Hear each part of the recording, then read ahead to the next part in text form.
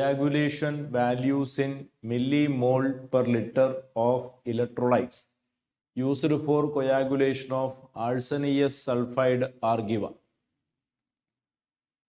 NaCl 52, barium chloride 0.69, magnesium sulfate 0.22.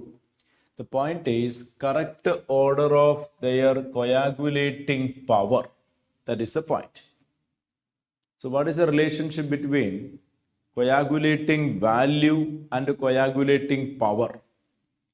You know coagulating value so defined as the minimum quantity in millimole per liter of a coagulating electrolyte which can cause the coagulation, flocculation within 2 hours. You have learned that. So the point is that higher the coagulating value, lower the coagulating power. The concerned area in the NCERT, you might have read the last sentence of the concerned paragraph. Higher the coagulating value, lower the coagulating power. So which is having minimum coagulating power, no doubt, NaCl. According to Hardy-Schultz rule also you know that. So NaCl minimum. So 1 minimum. And thereby you get your answer.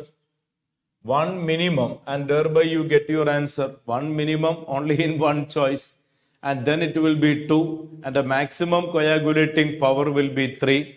And hence the answer is option 1. Simple, direct question based on the flocculation power, flocculation value.